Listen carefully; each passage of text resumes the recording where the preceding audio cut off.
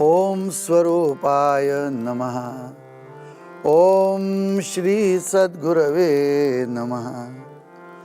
ओम श्री परमात्मने नमः.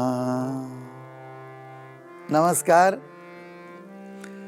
श्री गीता योग वर्जन 2010 5व्या अध्यायातला 5वा श्लोक आज आपण पाहत आहोत.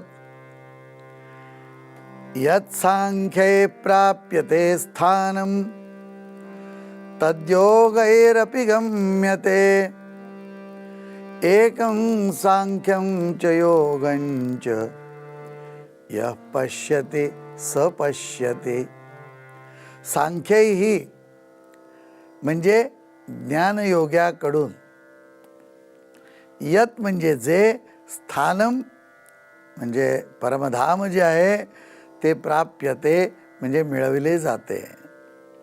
योगैहि अपि निष्काम कर्मयोग्याकडून देखील तत् म्हणजे तेच, गम्यते म्हणजे मिळवले जाते.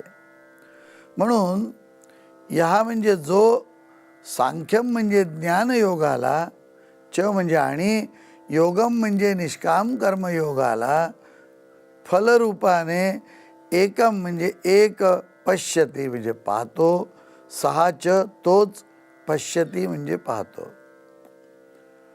म्हणजे खरं भगवंतांनी या ठिकाणी एक नवीनच आपल्याला कल्पना दिलेली. पाहून आला सिनेमा,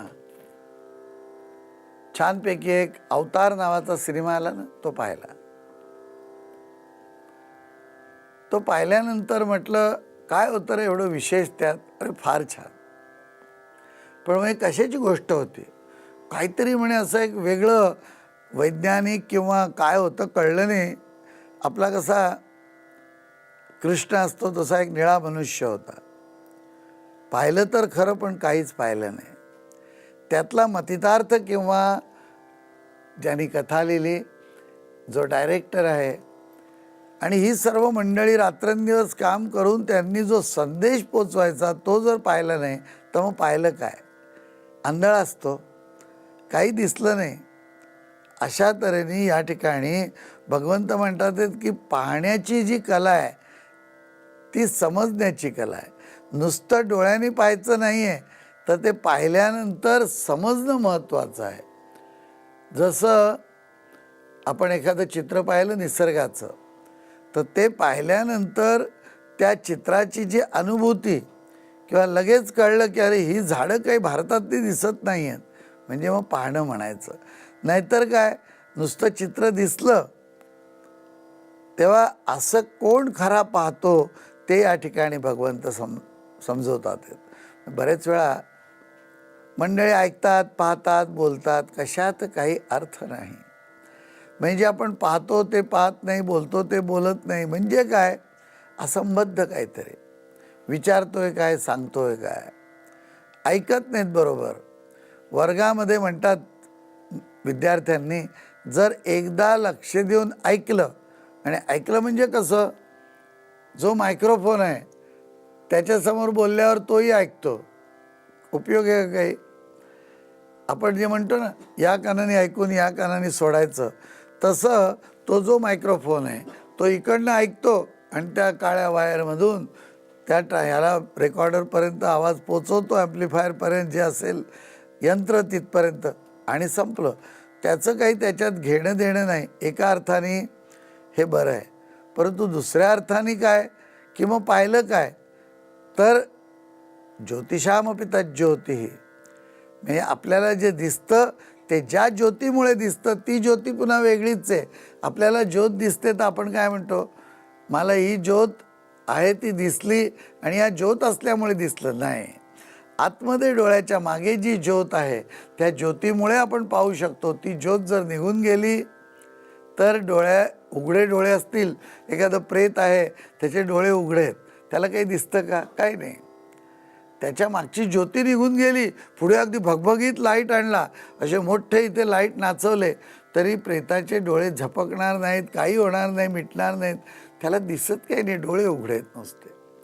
तेव्हा आतमध्ये पाहणारा वेगळा, आतला डोळा वेगळा, आतला कान वेगळा, आणि ते सुद्धा जर निर्लेपपणाने पाहता आलं तर त्या ठिकाणी जर मनाने लुडबुड केली आणि म्हटलं की ही अगदी ऐश्वर्यासारखी दिसते, म्हणजे ऐश्वर्या पाहतोय का असलेली समोरची व्यक्ती पाहतोय, अशा दृष्टीने आपल्याला एक लक्षात घ्यायचं की भगवंत असं सांगतात ते की आपल्याला पाहायला आधी शिकायला पाहिजे, आणि ते जर व्यवस्थित असलं तर मग सगळं जग जे आहे ते सुंदर दिसायला लागेल. ज्ञानयोग्याकडून म्हणजे सांख्य जे ज्ञानयोगी आहेत ते काय करतात, तर आपण यापूर्वी त्याचा अभ्यास केला की एक समजून घेतात, आणि जोपर्यंत ज्ञानयोग समजला नाही किंवा एखाद्या वस्तूचं पूर्ण ज्ञान झालं नाही तोपर्यंत कर्मयोगाचाही काही उपयोग होणार नाही. या ठिकाणी दोन वेगवेगळे मार्ग सांगितले. आपल्याला कल्पना आहे की संन्यास, कठीण तपश्चर्या, वैराग्य हा सगळा एक मार्ग आहे, आणि दुसरा कुठला की कर्मसन्यासाचा, निष्काम कर्मयोगाचा. एका बाजूला आपण म्हणतो ना, कोणासारखं शुकासारखे पूर्ण वैराग्य ज्याचे वसिष्ठापरी ज्ञान. तर हे जे आहेत वैराग्य, तशी जी मंडळी आहेत ती, किंवा जनक राजा होता तो जो होता तो या बाजूचा म्हणजे निष्काम कर्मयोग यासाठी तो प्रसिद्ध. आणि शुकाचार्य जे आहेत, शुकाचार्य हे व्यासपुत्र, त्यांना एका अप्सरेपासून व्यासांना झालेले ते शुकाचार्य परमज्ञानी.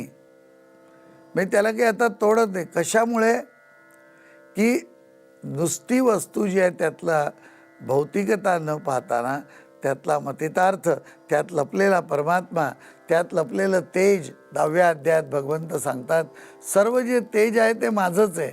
तेज कुठे जे असेल तो मी आहे. तर आपण बाह्य वस्तू पाहतो, जे ज्ञानी असतात ते त्यातलं तेज पाहतात.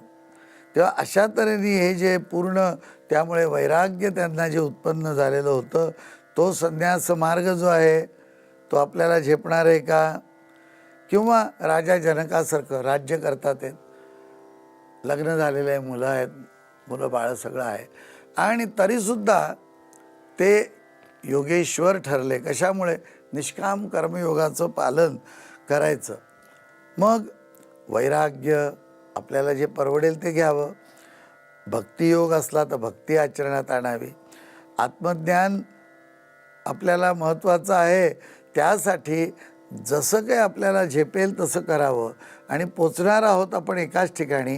मागच्या 4थ्या श्लोकात सांगितलं की 2 रस्ते वेगवेगळे आहेत, परंतु ते पोचवणार आहेत एकाच ठिकाणी.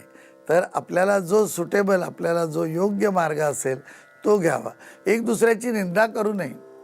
तो पहा केवढे रोज मंदिरात जातो, दर्शन करतो, रोज पूजापाठ करतो, तो सकाळी करतो, रात्री म्हणतो रामरक्षा म्हटल्याशिवाय झोपत नाही, तू काय हे करतोयस. मार्ग कुठलाही असला तरी तुम्हाला आत्मज्ञान अभिप्रेत आहे का?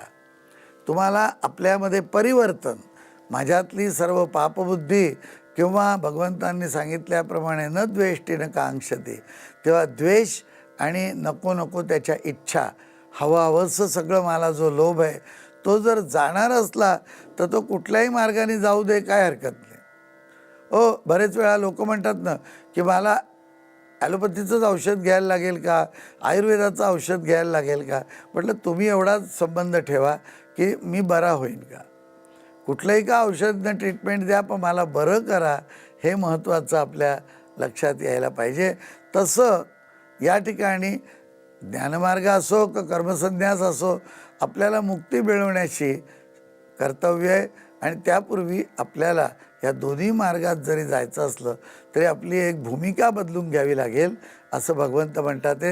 तेव्हा जे ज्ञानयोग्याकडून जे त्यांना जे मिळणार आहे परमधाम, तेच निष्काम कर्मयोग्यांना देखील मिळतं. आणि जो ज्ञानयोगाला आणि निष्काम कर्मयोगाला एकच पाहतो तोच खरा पाहतो. म्हणजे काय, सांगूनच टाकलं की बाकी जे असं नाही पाहत ते आंधळे आहेत. बरेच वेळा आपल्याला माहिती आहे ना की एका राजाने काय केलं की कॉम्पिटिशन लावली की हा शिंपी जो आहे तो ज्याने बेस्ट ड्रेस शिवलेला आहे त्याला मी बक्षीस देईन. एका शिंप्याने काय केलं की काही शिवलंच नाही, तबकात ठेवून नुसतं तबक घेऊन आला. राजा म्हणला ड्रेस कुठे? म्हणे साहेब हा असा ड्रेस आहे, सगळेजण येतील त्यांना दाखवा, बघा काय म्हणतील ते, काढा तुमचे कपडे, हा ड्रेस मी चढवतो आणि मग गंमत पहा. राजाला सगळे कपडे काढायला लावले, बिचारा झाला नग्न. याने नुसतं हात वर करा, आता शर्ट बटणं लावल्यासारख्या ॲक्शन वगैरे केल्या, उभं राहा म्हणे दरबारात. सगळे लोक आले. आता राजाला अशा तऱ्हेने विवस्त्र पाहून कोण बोलणार? प्रत्येकजण वाह वाह वाह करून जायला लागला. त्यावेळी बघितलं सगळ्यांनी स्तुती केली, काय ड्रेस शिवलाय, बक्षीस घेऊन निघून गेला तो. एक गंमत अशी आहे की या ठिकाणी सगळेजण जे काही पाहणारे आहेत ते काय पाहतात आहेत, तर ते राजाची प्रतिष्ठा आणि भीती पाहतात आहेत. तर खरं पाहणं आणि आपल्या अशा तऱ्हेने आपण ज्याला म्हणतो प्रेज्युडिस्ड माइंड, मग वाईटच दिसायला लागतं.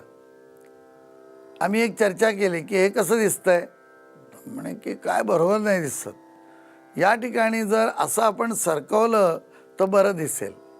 म्हणलं नाही बरं दिसणार, असं ठेवूनच चांगलं दिसेल. पण करून तर पाहू, करून पहा पाहिजे तर, पण हेच चांगलं दिसेल. म्हणजे काय, एकदा जर तुम्ही निर्णय घेतला आहे की हेच चांगलं दिसेल तर पाहण्यात काय अर्थ आहे? पाहतच नाहीत लोक, ऐकत नाहीत, पाहत नाहीत. त्यांच्या मनाने आधी ठरवूनच ठेवलेलं आहे आणि मग पाहायचं. मुलगी पाहायला जातात ना, तो एक गमतीदार प्रसंग असतो. त्यामुळे भल्या भल्या सुंदर सुंदर दिसणाऱ्या मुली एका मित्राने रिजेक्ट केल्या. नाही म्हणे, नाही काही चांगलं नाही. शेवटी त्या मुली नाराज होतात की नापास केलं मला म्हणून. पण या माणसाचं दुसरीकडे जमलेलं, आईवडिलांच्या समाधानासाठी मुली पाहायच्या आणि नाही म्हणायचं. अरे पण त्या मुलींची काही विचार करशील की नाही? त्यांना वाटतं तू खरं पाहायला आला आहे, पण तो पाहत नाहीच आहे. त्या भगवंतांनी हे समजावून आपल्याला सांगितलं की ज्ञानमार्ग जो आहे तो झेपतोय का, नाहीतर मग कर्मसन्यास बरा.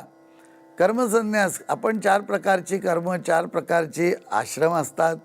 म्हणजे आपला लहानपणी ब्रह्मचर्य आश्रम, गृहस्थाश्रम, वानप्रस्थाश्रम, संन्यासाश्रम. या 4ही आश्रमामध्ये जी करायची ती सर्व नित्य नैमित्तिक कर्म करायची, परंतु इंद्रिय निग्रह करून, म्हणजे मग कर्मसन्यास होईल. आणि या दोन्ही यांनी एकाच ठिकाणी मनुष्य पोचतो. ज्याला जे झेपेल ते त्याने आचरावं. फक्त आपली दृष्टी वेगळी, म्हणजे उगाच त्या दोघांमध्ये भेद करून वादविवाद आणि तंटा उभा न करता, मला हे झेपतंय, मी कर्मसन्यासाचा मार्ग धरला आहे, इंद्रिय निग्रह करून पाहतो, मी तिथेच जाणार आहे, मला काही दुसरं मिळणार आहे असं नव्हे, असं भगवंतांनी या श्लोकात सांगितलं.